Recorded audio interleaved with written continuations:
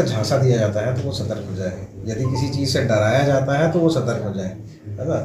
ये ध्यान में रखना चाहिए कि कभी भी जो है वो किसी को यदि पैसा का लालच दिया जाए या लॉटरी लगने का बात बोला जाए तो सभी आदमी इतना लकी नहीं होता है।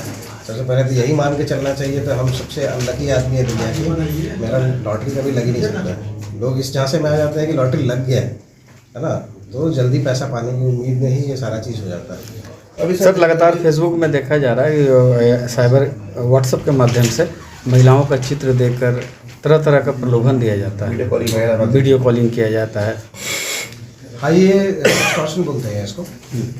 तो इसमें लोग फंस इसलिए जाते हैं क्योंकि, हाँ ठीक है, ये लोग इसलिए फंस इसमें जाते हैं ना क्योंकि लोगों को लगता है कि वो एक सुंदर सी लड़की उनको अप्रोच कर रही है और उनको भी रिप्लाई देना चाहिए, तो इसी झांसे में वो पढ़ के इसके फंदे में पड़ जाते हैं।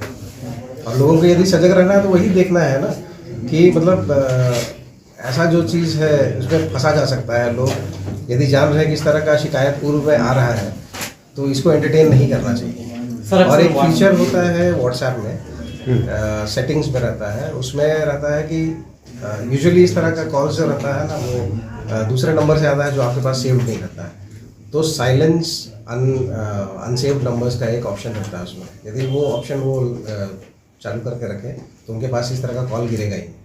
सर, कुमार दुबे की गाड़ी खरीदने में कई बार साइबरवादी का गिरफ्तारी भी हो चुकी है और दिल्ली पुलिस ने उसकी गिरफ्तारी की है। सर, वहाँ के लोग फिर दोबारा इस साइबर के धंधे में ना आए हुआ, तो इसके लिए पुलिस के आगे क्या पहल रहेगी? इसके लिए उन लोगों को समझाना पड़ेगा कि क्राइम करना किसी चीज़ का या क्राइम से पैसा अर्जित करना किसी चीज़ का उपाय नहीं है। यदि आपको पैसा अर्जित करना है तो आप काम करें, मेहनत करें और मेहनत से फिर पैसा अर्जित करें। सर, पड़ोसी जिला जो जामताड़ा है इस साइबर का गढ़ है और निरसा में भी वो अपना पैठ पसार रही है। पुलिस के लिए कितना बड़ा चुनौती है ये? पुलिस के लिए चुनौती तो है, इसीलिए हम लोग एक रणनीति बनाने के लिए नई टीम के साथ यहाँ पर बैठे हैं और थाना प्रभारी निरसा भी यहाँ पर है, उनको भी विशेष निर्देश दिया जा रहा है। हमारे निरसा अनुमंडल क्षेत्र के जितने थाना है ओपी हैं, तो सभी का मैंने एक तरह से इंट्रोडक्टरी मीटिंग और साथ में कुछ जो दिशा निर्देश हैं और साथ में रिव्यू मीटिंग बुलाया था। और साथ में हमारे बीच में हमारे डीएसपी साइबर धनबाद के सुमित जी हैं, तो उनको मैंने बुलाया था विशेष रूप से क्योंकि साइबर क्राइम अभी लगातार बढ़ता जा रहा है और हमारे क्षेत्र में भी हमारे अनुमंडल क्षेत्र में भी जो है साइबर क्रिमिनल पांव पसार रहे हैं और कुछ लोगों के रहने की भी सूचना है। तो उस पर हम लोग बेहतर कार्य कैसे कर सकते हैं, इस संदर्भ में हमारे सभी थाना और ओपी क्षेत्र से जितने भी थाना अधिकारी हैं, ओपी पदाधिकारी, ओपी जो थाना प्रभारी हैं और ओपी प्रभारी हैं और साथ में एक एक पदाधिकारी को जो इस क्षेत्र में आगे अच्छा करेंगे तो उनको हम लोग बुलाए हैं। साथ में हम लोग कई बातें शेयर किए हैं, जो साइबर अवेयरनेस कैंपेन भी हम लोग चलाने वाले हैं आगे भविष्य में आम जनता के लिए भी। तो ये तैयारी है उसी के लिए कि हम इस क्षेत्र में जो साइबर क्राइम से लोग सुरक्षित रहें, सचेत रहें और जो हमारा काम है, हमारा पुलिस का जो काम है कि जो साइबर अपराधियों पर नकेल कसने के लिए और उनको गिरफ्त में लेने के लिए हम लोग किस हद तक आगे तैयार हो सकते हैं, उसी के लिए मैंने एक ये समीक्षा बैठक और साथ में हमारे सुमित साहब से एक छोटी ट्रेनिंग प्रोग्राम रखवाई थी। तो जो अभी जारी है, हम लोग कई बातें सीखे हैं अभी तक और आगे हम लोग जानकारी ले रहे हैं कि आगे हम लोग किस तरह से बेहतर पुलिसिंग कर पाएँ अपने क्षेत्र में।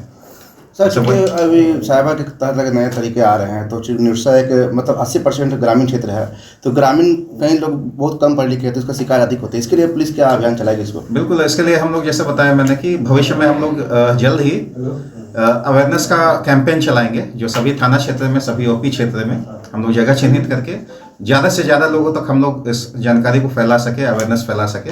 ये हमारी पहल होगी, एक नया कार्य रहेगा।